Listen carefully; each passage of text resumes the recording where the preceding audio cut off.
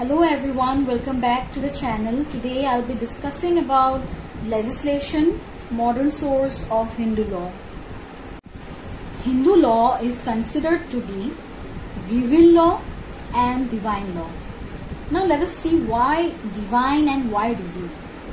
Divine because Hindu law, it was said that in Hindu law there was a direct connection with the Almighty God. And number two, revealed law because sages used to deliver whatever they heard from the Almighty God. Now there are two sources of Hindu law. Number one is ancient sources and number two is modern sources. Now under ancient sources there are again four subheads: the Shruti, Smriti, digest and commentaries and customs. And under modern sources we have legislation, precedents and equity, justice and good conscience. The modern sources of Hindu law can be classified into three categories: legislation, precedent, equity, justice and good conscience. So today we will be discussing on the topic legislation. The term legislation is derived from two Latin words, legis and latum. Now let us see what these words mean. Legis means law and latum means to make. Therefore, legislation means to make laws. Law is dharma in Hinduism and law is hukum in Islam. Law is known as jus in Rome, rich in Germany and droit in France. Jus can be classified under the two heads. They are as follows: jus civili and jus gentium.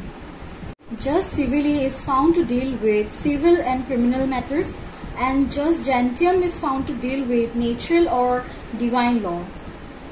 Law means a body of principles adopted and applied by the state for the administration of justice.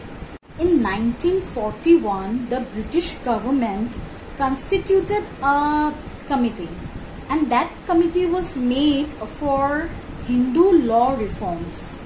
This committee remained inactive for 3 years and it revived again in the year 1944.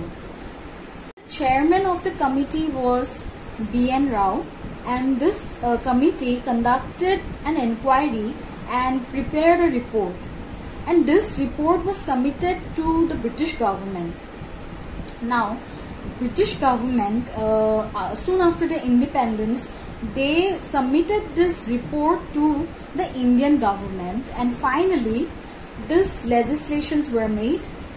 The Indian government enacted 4 legislation on Hindu law, and these 4 legislations are Hindu Marriage Act 1955, the Minority and Guardianship Act 1956, the Hindu Succession Act 1956 and the Hindu Adoption and Maintenance Act 1956.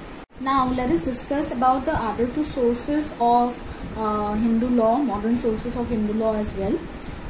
Precedent and equity, justice and good conscience. Now what is precedent? So, precedent means earlier cases or decided cases, and in India the decision of the Supreme Court is binding upon all the subordinate courts. Now let us discuss about equity, justice and good conscience.